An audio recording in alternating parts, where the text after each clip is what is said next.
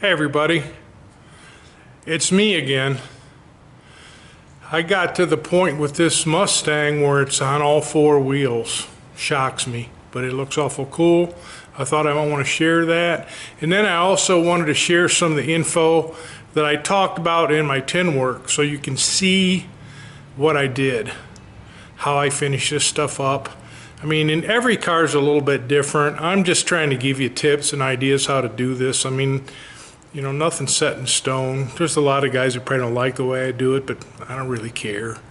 I'm trying to help you guys out there that are trying to build a car and just give you ideas, you know, or, you know, somebody to reach out and ask questions to. So, like I'd said in the very beginning, to me, this is all about what's in my head not getting lost when I'm gone. So, just give people something to look at. So, I'm going to share some of this Mustang with you and show you the finished product. And I shouldn't say finished.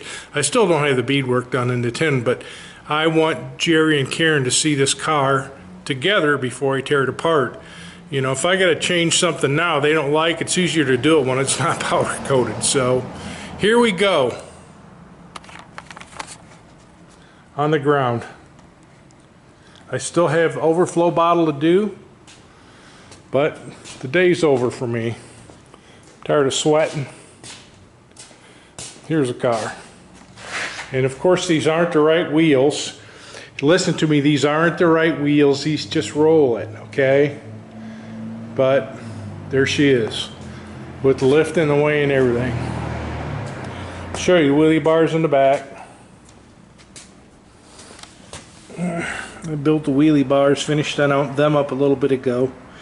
The wheelie bars for a Sega car have to be from the housing to the center of the axle 44 inches. The center of the wheelie bar wheel axle 44 inches. So I sort of put the aluminum strapping on there, and that strap is 2.5 inches wide and 3/8 thick. I've tried using 2 by 1/4. It's too thin and flimsy, so this seems to work a lot better.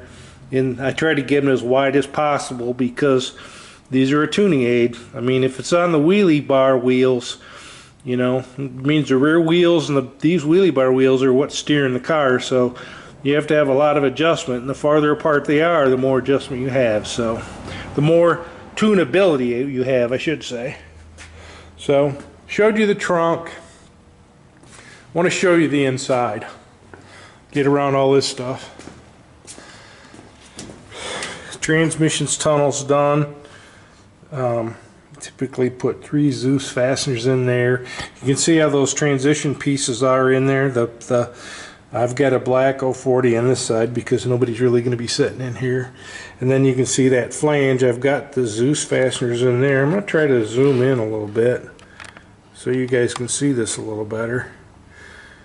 And it comes out at an angle like that to give you more support.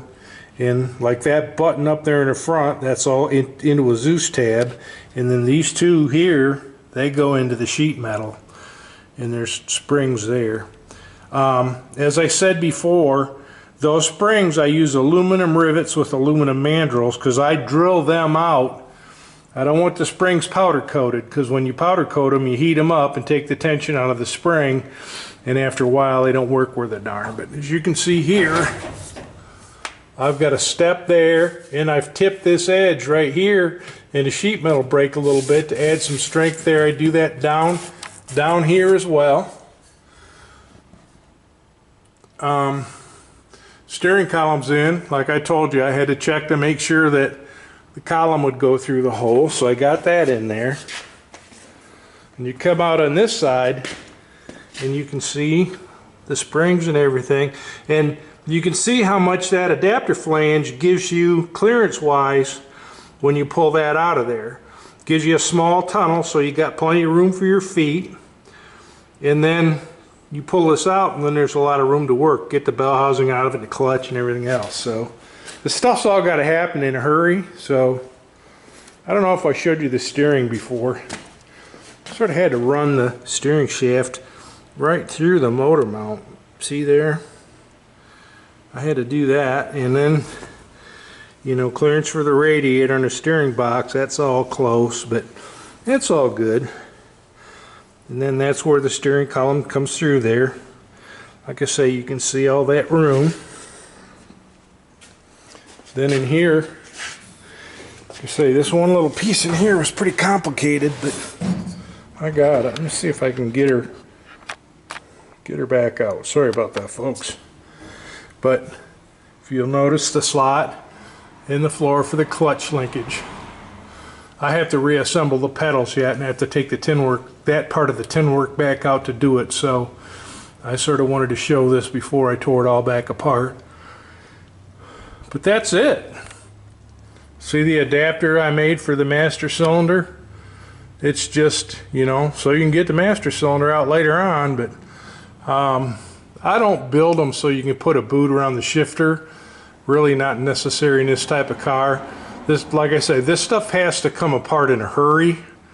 So you don't want to be messing around with screws and shifter boots and all that junk. So like this car here, I guarantee in a half hour you can have the transmission out of it. You know, pop all this tin work out, and you don't have to take it all out, but you can take just 3 pieces out in the dry shaft and the training will come right out of it. So the back half cars, when I do them, they're a little bit harder because you're trying to work with stock floors and everything like that. Makes them a little tough. I prefer to build a car like this. It's a full chassis car. So but that's what I got going on.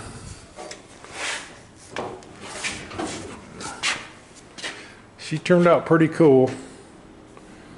Like I said, we got her. The wheels will come out. They're tipped in on the tops. You can see they look like they're in a little far, but they're tipped in at the tops because I just got axle shoved in there. No center section or nothing, so the wheels are tipped a little bit, and there's no brake hats on there, so that adds another 1/4 inch. This bead on the tire, that bead there should be just even with the inside of that tube I welded on the fender. So,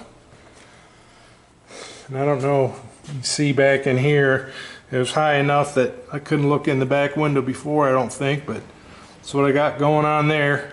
Still have to finish weld it. So there's a lot of it welded, but there's some odds and ends that I did after the fact and got all that done. So she's turning out pretty sporty. Wheelie bars turned out real good. They're heavy duty. I got to put the seats back in it and all that stuff, and I still have to do the interior door panels. They're downstairs. I got to bring them up and put the interior door panels in, but side windows are done. And on these window openings, like here, you can see I've painted that, sand and cleaned that, and painted that with satin black Rust-Oleum because I'm going to glue rubber in there to space the window out. Like right here, I'm going to space the window out so that it touches the back side of the trim that we put back on there. These guys don't want to see any of the screws, so I'm going to go ahead and put the trim back on here. I got a piece of this rubber laying up here. I get it from a place called Rubber and Accessories, and they're in Florida and they're in Atlanta. I'll try to show you this. It's 3/8 by 1/2 inch, and then I'll glue this in here with weather strip adhesive. There you go, Tim. I'm trying to show it to you. I'm wrestling this one-handed. But this'll glue on this flange right here, and then I can fit the windows in. And as you can see this way, it'll space the window out so the trim will just touch on it like the original window did. So Rubber and Accessories, it's neoprene rubber. This is 3/8 by 1/2 inch, and I think it's like, for enough to do this car was like $125. So when I'm all done, I'll wipe it down with acetone real good and cut the pieces and glue it in there. And then what I do is, being these flanges are so thick, I drill and tap them and put an 832 screw in there to hold the window versus trying to put a nut on the inside. Just not necessary on this. You can drill and tap this because it's plenty thick. So anywho, as you can see, she's looking pretty sporty. I got to put the motor back in it, and I got to build the headers. I've not done that yet, but I've got, like I say, front and rear windows to do that. So Then I got to disassemble it, and at that point I'll come in and show you, you know, the car put together. We got the next one here. It's 33 Wheelies. I've got it upside down because I got to cut these pieces out back here. These has to come out because I'm putting real big tires on this car, like a 10-533, and he does not want them sticking out of the fender, so I'm going to cut them out. I got to get it bolted together and mocked up so we can decide on a actual ride height, and then I can set the body up on the jig and start figuring out frame heights and everything else. So that's what I got going on. Everything else is, like I say, I'm just trying to focus on Jerry's car. That's what's happening in the shop. Thanks again for watching.